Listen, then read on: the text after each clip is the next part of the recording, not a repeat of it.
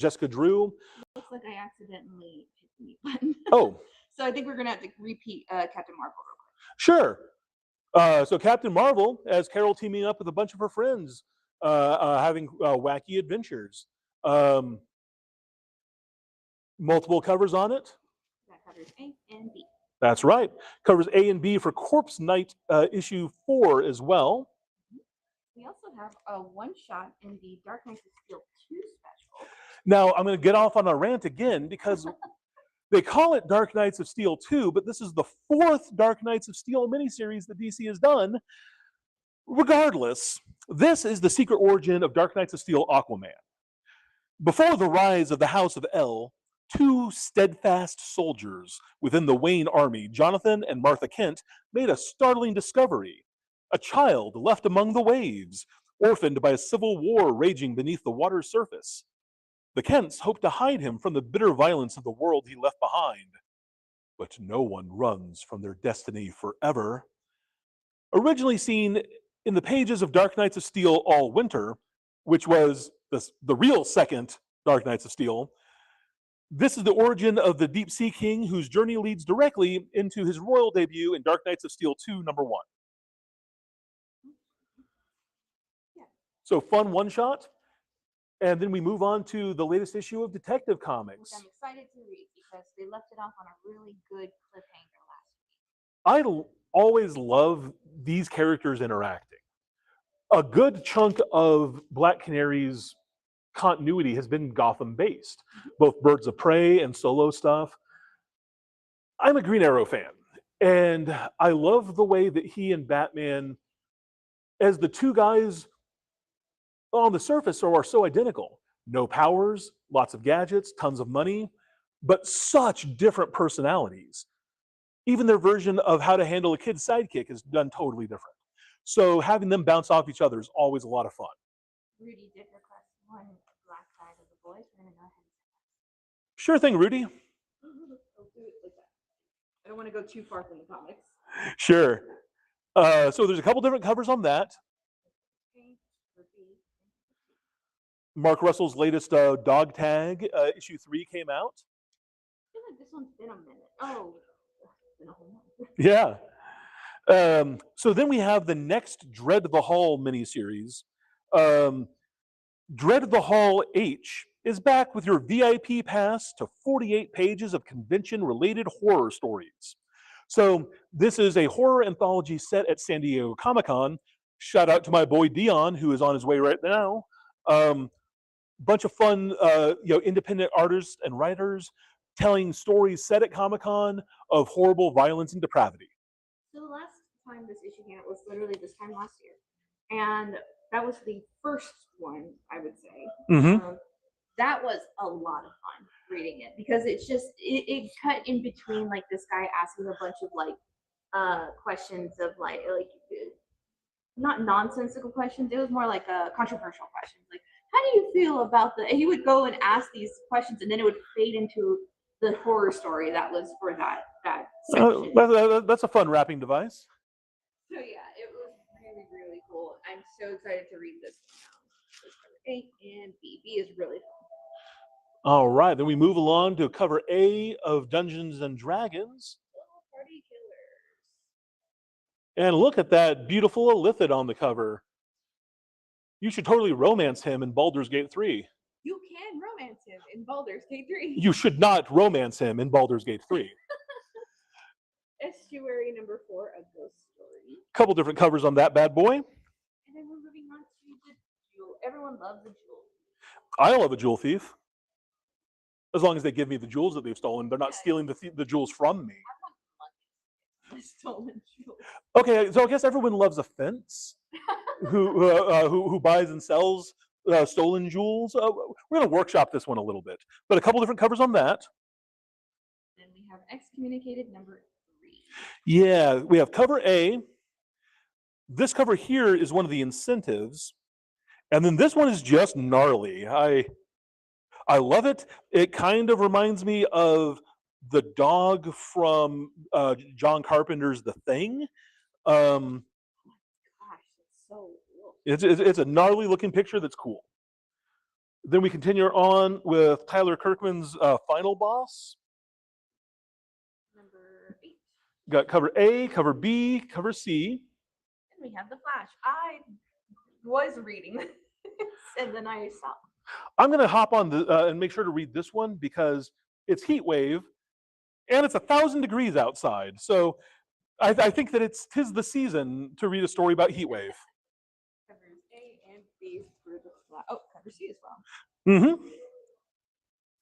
Fantastic. Next up is the Flash Gordon Quarterly. He'll save every one of us.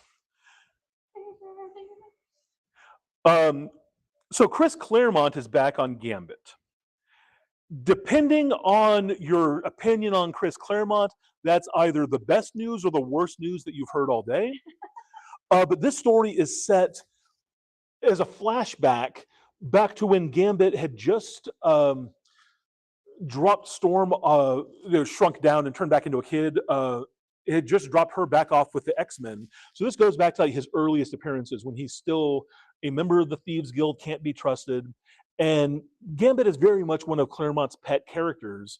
If you can get past his writing the dialogue phonetically, he has a definite soft spot for him as a hero to write. So we have a whole bunch of different covers of that. I have a question about one of them. I was going to grab it, and I was like, I'm not sure if it's an incentive. Surprisingly, not an incentive, just a foil. Well, then I might Yeah, that's the prettiest cover. Final Boss, we want one of each for Vince Campos. Sure, we can do that. Uno, dos, tres. Wow. And I'll put them on the pile with capes. You got claim to all the Final Boss that we got. Vince is the final boss. It is the final boss of everything Image, or Invincible at least. So Hellboy's giant robot counterpart is back, but he's not alone. Scientists comb the deep sea for any sign of giant robot Hellboy after his disappearance, but find more than they bargained for when an interdimensional portal threatens to pull them in or let monsters of unknown origin out. So I'm a Hellboy fan. This is a giant robot Hellboy. What's not to like? But continuing the whole giant kaiju theme, we move on to Godzilla versus San Diego. I think San Diego Comic-Con is coming up. Yeah, this coming weekend. Yeah. Yeah, so that's why we had Deck the Halls and that both coming out.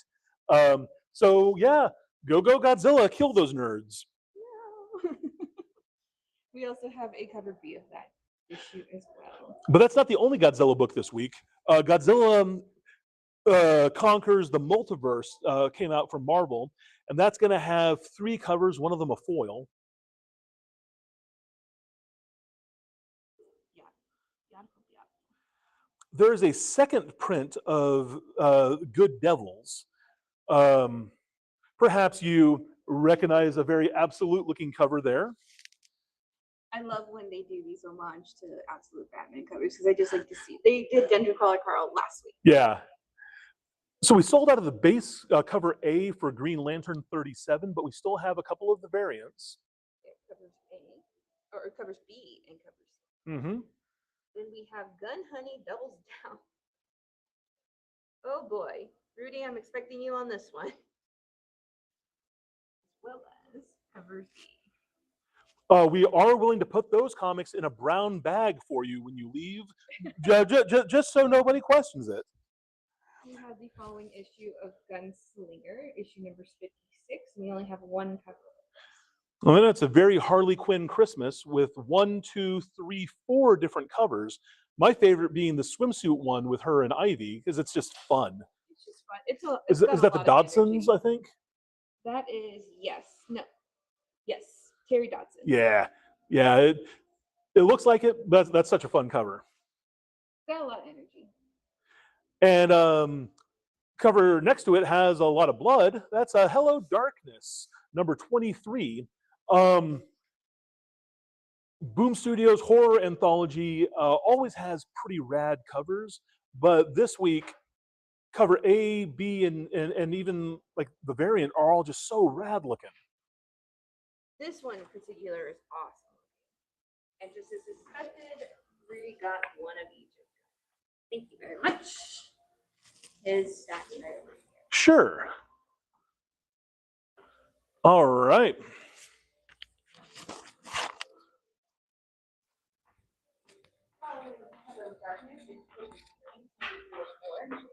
This miniseries has been real strong and a fan favorite in the early place because remember, following that, we have Imperial Guardians, number 5. So there's A, and that's it. So back over here in the J's, the other week we didn't have any copies of the latest issue of JSA, issue 21, to go out on the rack. So we have a couple more that are going out on the shelf. So if you missed JSA with the big Spectre storyline, we have those back in stock. Followed by Kurt Busiek and George Perez's classic JLA Avengers. Every single Justice Leaguer and Avenger at the time shows up in this book. Even if you only were a member for a single issue, you're in here.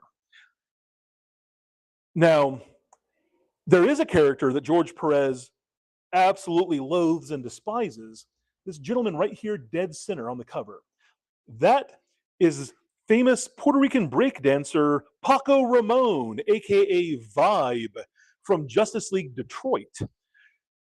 As a proud Puerto Rican man, George Perez was deeply offended by everything that character stood for and every bit of like corny dialogue written by middle-aged white guys that he spouted for the years he was around. Goodness. So Perez said, I will draw JLA Avengers on the condition that I only draw Vibe in a single panel and I get to kill him. And so he does. No. The one panel that he appears in the interior of the book, he's covered by a pile of rubble and dead. Beautiful. And is that the establishing shot as well? Yeah. Great. Then we Fantastic. So continuing with Justice League, we got latest Justice League Unlimited 21, fun Atom variant, even more fun Giganta variant. Wow, we have one going small and one getting large. Yeah, it's the circle of life. This crazy action with Zatanna and Hawkman is just so rad, though. We have our swimsuit variant here. Now the best part, even more so than the grumpy look on Batman, is the fact that the Atom is using Power Girl's boobs as a springboard to cannonball into the water. They had fun with that cover. Not entirely sure why they invited Harley, but I think she's still around just Zoom, I think in a way. Yes, but she's still also a major criminal. Oh yeah, very much so. Uh, Kaijus and Cowboys, issue number 1. This is an indie comic. Yeah, I like kaiju. I like cowboys. I have not had a chance to read this yet. I'm actually very curious. I've got it in my to-be read stack, but fun kind of like super violent pop art look to it. Definitely in my to-be read pile as soon as we finish up here. I do like the design for the cowboy, who is also a robot. I did get a chance to read this prior to any sort of printing. Oh, what'd you think? It was really wacky. Cool. In a good way. Hey, wacky is always good for me. Next up is the next one. So we have King Spawn, and then next to it, from the X Posse universe, is a new comic called Lipstick Clica. It's a fierce all-female gang of shape-shifting vampire cholas. They are led by the fearless Marisa, who expertly wields her trademark razor whip. Marisa's most trusted and twisted cohorts are Hard as Nails' Little Snap and the towering Amazonian Daya. Marisa and her gang hail from the barrio of East Los Angeles, where they fight to protect their home turf from rival supernatural gangs like the Chamberlains and Killtown. Combining horror, action, and street culture, Lipstick Clica returns in this deluxe edition of the original miniseries, featuring exclusive backup material. One of those for myself. That sounds like a fun ride. So I wonder if their weakness is to a chancla. It's a Silver Lady. No, that's werewolves. God dang it. Then we got Little Archie. A couple different covers on that bad boy.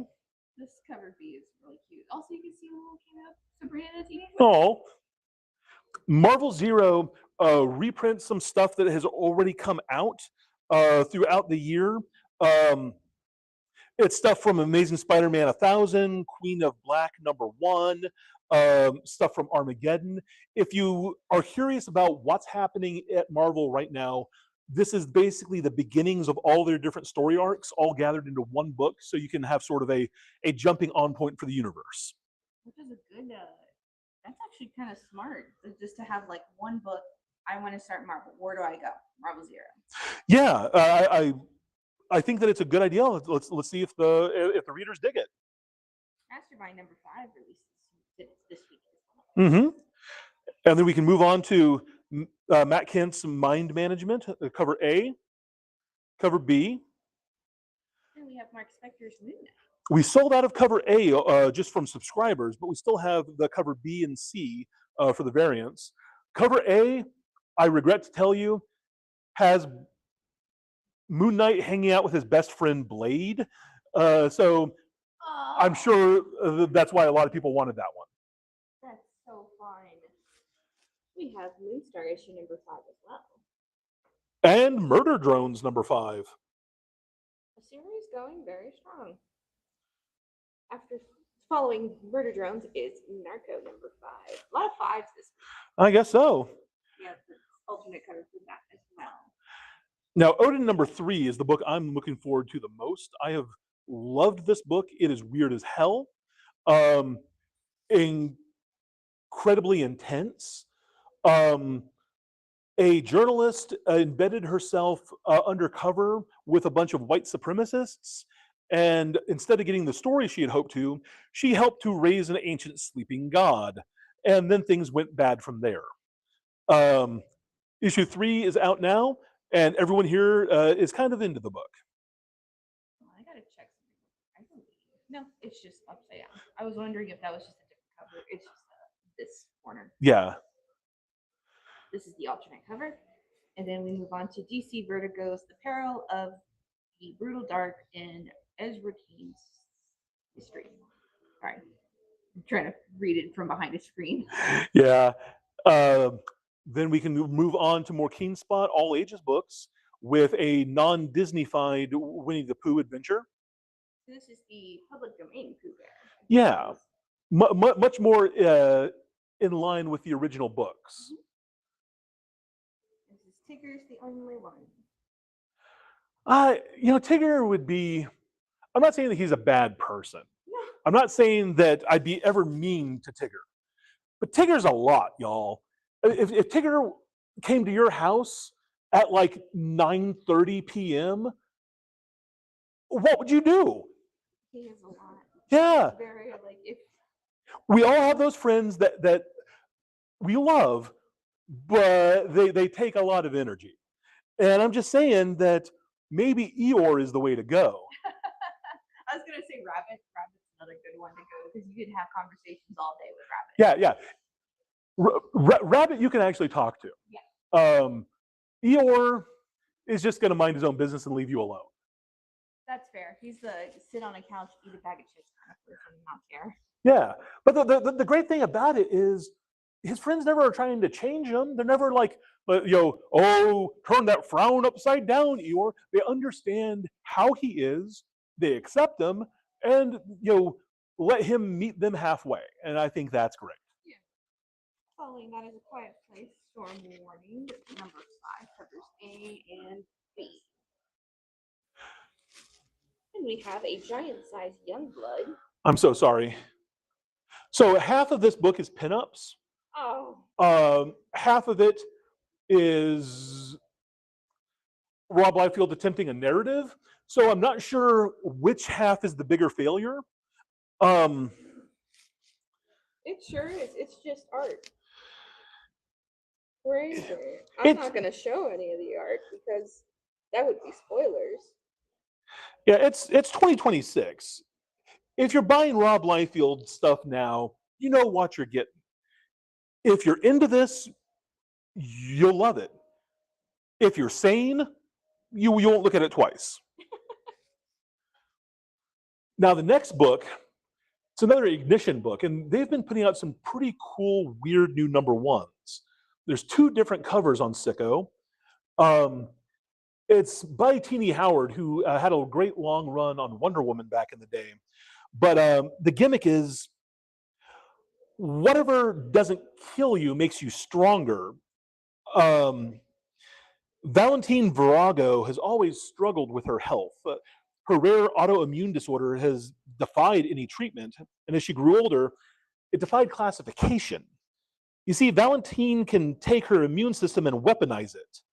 What would be like a normal sneeze to you and me, she can turn into like a projectile and like shoot somebody with it and kill them. So she's fed up of being a test subject and being poked and prodded by doctors. So she goes on the run. A plan that I'm sure will have no drawbacks. It's in my pile to read. As somebody with chronic illness myself, I can definitely relate. I like a good gross out horror comic, so let's see what happens. I may pass on this one, but it is a new number 1. I always give number 1. Benefit of the doubt. Even snotty number 1s. Next up is Skate Ali, which is a good heartfelt. It's a little on the nose, a little predictable, but I promise you, it's a good ride. Get it because she's riding a skateboard. But it's a genuine little book. I read this issue, fantastic read. Right now, it's just getting its footing. So Solomon Kane was created by the same dude who made Conan the Barbarian, Robert E. Howard. And Solomon Kane is a hardcore Puritan swordsman who, it's not that he's an anti-hero, he's just like a complete hard ass. He's no stranger to the impossible, but the mythic storm gathering at the heart of India may be his greatest test yet. Guided by a mysterious black-maned lion, Solomon Kane is drawn to India and a confrontation between warrior queen Rani Durvagali and the mighty Mughal Empire. But the coming battle is more than just a clash of armies. Ancient powers are steering, gods and demons walk among the living, and Kane's arcane Atlantean staff may hold the key to it all. Steel meets the divine. The sword of vengeance answers a higher call. I didn't know he was a story of vengeance. I thought it was just a Puritan. Puritans like vengeance. It's their favorite thing. Is it vengeance, then like God, and then like buckles on their hats? Next, following up Solomon Kane, is Spider-Man Long Way Home. It's continuing off the story of Bruce Banner, the Punisher, and Spider-Man. Trying to get this stuff. Excuse me. Do you have any comic books with Puerto Rican breakdancer superheroes in it?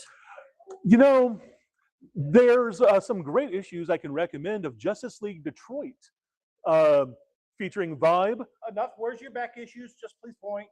That away, sir. Thank you. Always fun. We love our Vibe fan. So, you know, every comic is somebody's favorite.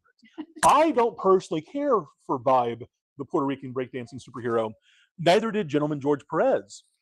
But every comic is somebody's favorite. So, as long as you're reading something, that's all that matters. As long as you're into comics in general. Yeah. So, we have the latest red shirts. On the Federation's farthest frontier, red shirts don't just die, they're used. When conscripted security grunt Harry Dubert finds contraband hidden inside a fallen comrade's body, he uncovers Section Null, a secret Starfleet directorate turning disposable red shirts into assets of a spiraling criminal conspiracy. So yeah, Starfleet security is selling out the red shirts, making them into zombies, and I don't think Kirk and Spock would approve of that personally. there's got to be at least a directive against it. Maybe not the prime directive, but like one of the top 10 or so. One of the Bill of Rights of directives. Yeah, it should be in there somewhere, maybe in the back. Fine print. Something is killing the children. Number 49. Number 49. Oh, These got moved out of order apparently when. So there's 2 more covers for the Spider-Man Long Way Home. And I apologize for that. which isn't easy enough. They can just kind of scooch it on over. Scooch, scooch, scooch. This one also is an alternate cover of. Here.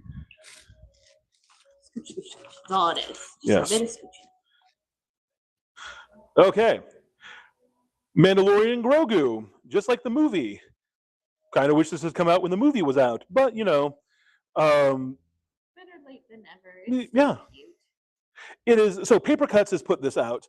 It is specifically a younger reader, like kid-friendly Star Wars book. Some of the current Star Wars books can get a little rough, so it's fun that these are made specifically for the younger audience in mind. We do have a young audiences section right now for summer reads, and I think this would be fantastic. Oh, absolutely, yeah. Tons of great kid comics over there. All right. Not so kid friendly. Well, you know, kids got to learn about pausing Chun-Li when she kicks high so you can look up her skirt somehow. Or is that just me? I said the loud part quiet and the quiet part loud. So yeah, the Street Fighter swimsuit issue celebrating summer. You know, there really should. Obviously, these are all cool, sexy covers, but where's Blanca? I want to see what Blanca wears to the beach. Yeah, where's Zangief?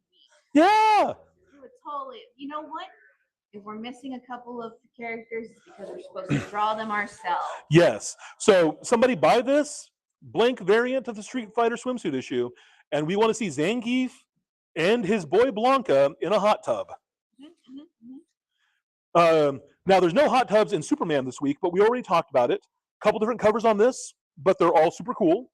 This is also the King Omega version of Superman. Really excited to see this finally out in print. We have not seen him since the end of PCKO, and I'm so happy to see like this version of him fully realized. He looks Super Saiyan. Yeah, in some form, yes. Then we have The Father of Tomorrow, issue 3. The previous issue established a rivalry with Lex Luthor because Superman has to be defined by that relationship, even if it's Jor-El instead of Kal-El. This issue has my boy Dr. Fate, so anytime the JSA are around, I'm happy. I was gonna say, yeah, I do feel that.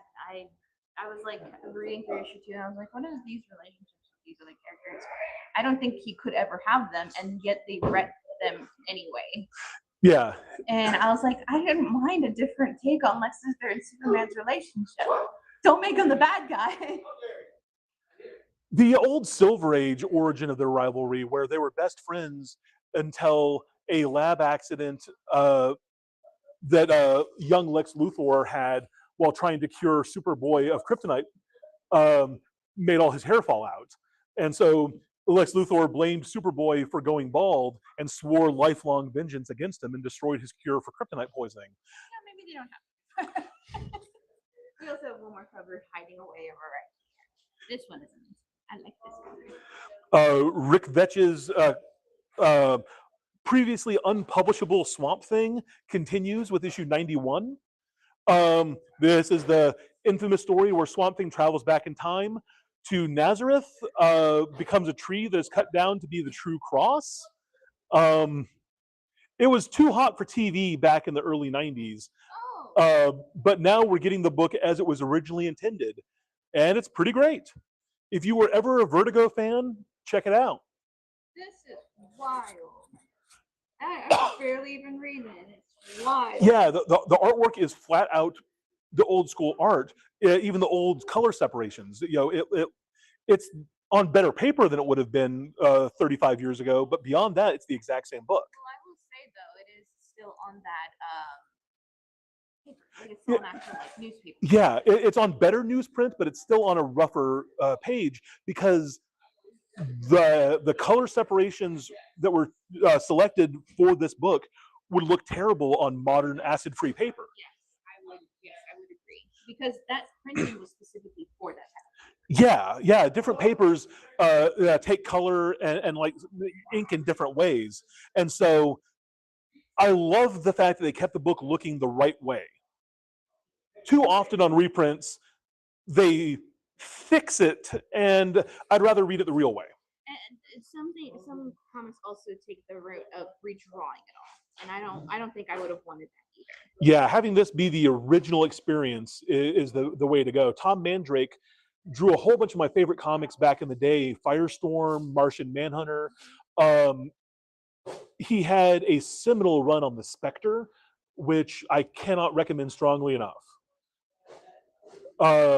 But moving on from Swamp Thing, because I could talk about that the rest of the day, Yeah. we have the latest issue of Tarzan Beyond. Wonderful. The man raised by monkeys. Gorillas, excuse me. So he's raised by gorillas, sure. Who taught him how to shave? Yeah, what is that all about? At least in the Christopher Lambert movie, Greystoke, Legend of Tarzan, Lord of the Apes, there's a scene where this like old French guy like teaches him how to shave, with like a mirror and like a big old knife. But I've always been bothered by a clean-shaven Tarzan, because if I don't shave for like 2 or 3 days, I look like a Hell's Angel. Then moving on to Teenage Mutant Ninja Turtles. If you add up every issue of Turtles, this would be issue 300. This is Legacy 300 issue special, Teenage Mutant Ninja Turtles. Yeah. Wonderful. We have covered A and B for that, and we are moving on to Terminal number 1. So Terminal number 1, we are almost sold out of. If you want it, make sure to let us know right this minute. Yes. It is a new superhero series from Robert Kirkman, Joe Casey, Adam Kubert, David Finch, and Arthur freaking Adams. The idea is there's a secret war being waged across the world by 2 violent forces with superhuman abilities. And you can't tell if they're good or bad. When Marilyn Howe's search for her missing sister puts her in the center of this conflict, she discovers that they have this weird, creepy eyeball master who, if they pledge their loyalty to, he unlocks their genetic code and reveals the superpowers hidden within, or they die horribly and painfully. When I read this book, as I made sure to read this as soon as we unboxed it, it honestly didn't feel like a Robert Kirkman book. It felt like a Joe Casey book. It reminded me an awful lot of Wildcats 2.0 back in the day. It has the shock and the gore of a Kirkman book, but the structure and the dialogue and some of the themes, to me, scream Joe Casey.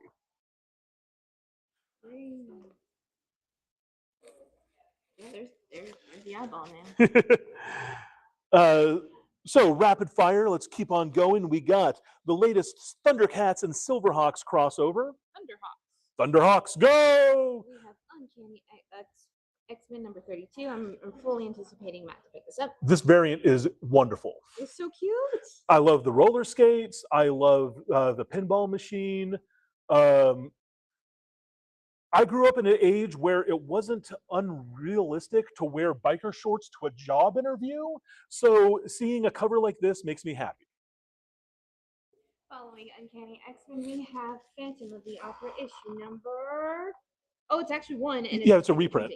Yeah, that one's a reprint. But we have a first printing, new issue next to it of the second issue of Blood of the Wolfman. Wolfman is my favorite Universal monster. He has probably the weakest movie.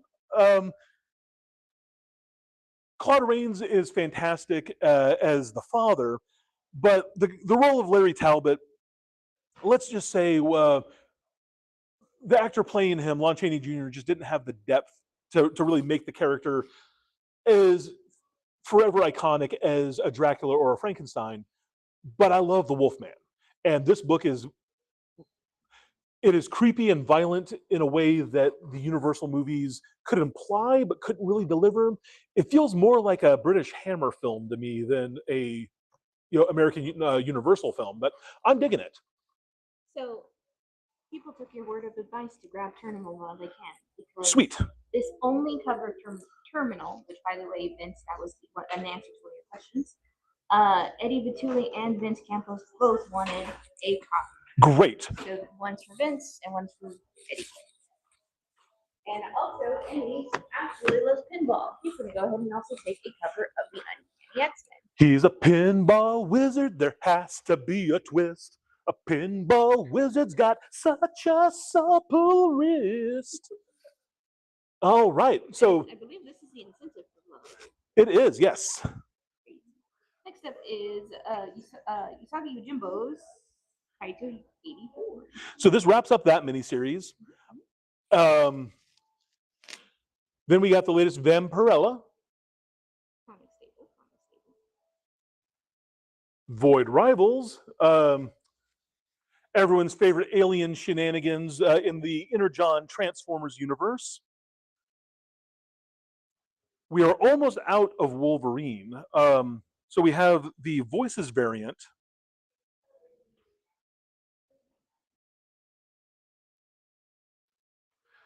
We also have only like 2 more covers. Yeah, Oh, that's so cool! I like that one a lot. Another 80s throwback. Yeah, so there's that one. Then we have the Marvel Snap variant. So there are a few copies going on to the rack, just not of the cover A. The conclusion of the Wonder Man miniseries. Now we have the latest X-Men Hellfire Club one-shot. This time at the gala, there's been a murder. Now you'd think they'd stop going to these galas after the last one was attacked and genocide was committed on the X-Men, but they never really learned their lessons, so I'm sure it'll be full of mutant shenanigans. Eddie Vituli, we're going to give you a brief tangent real quick before we get too ahead. Also with the Void Rivals. Hell yeah.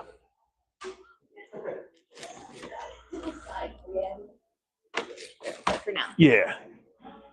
All right, so probably my favorite of the Hellfire murder covers is the summer one for Mystique. I think that one looks great.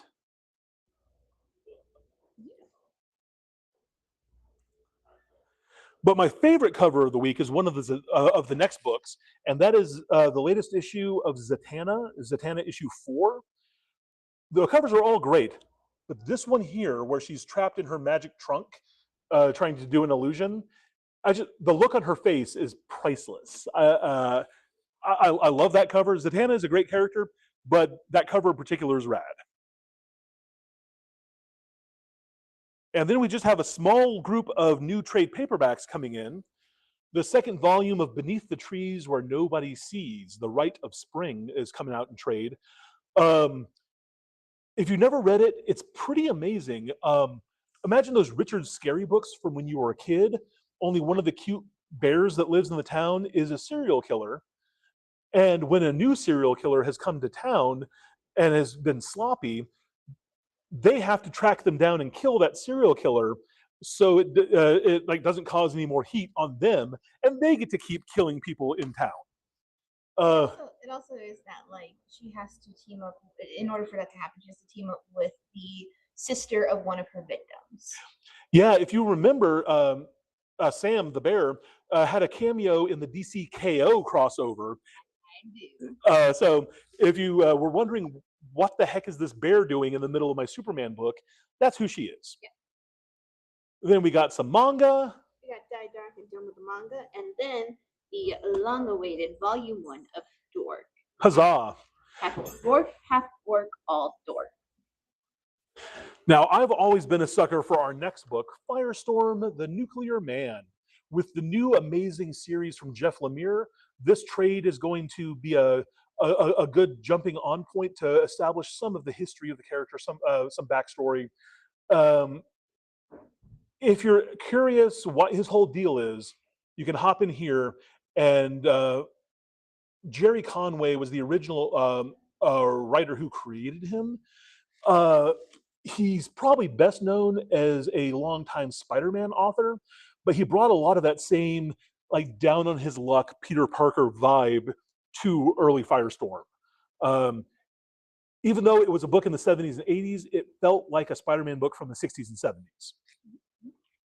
Following that, we have the most recent run of Nightwing, finally in trade paperback. So if you're like me, who just waits to collect all the issues for the fine art and just read the story and catch up, that's what we usually house these for. Yeah.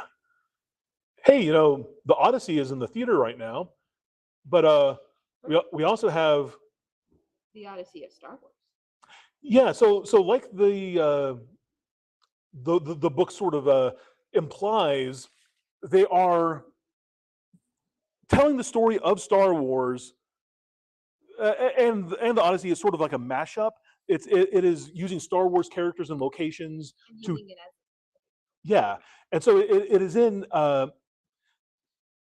When you were in school, you were probably taught that Shakespeare wrote in iambic pentameter.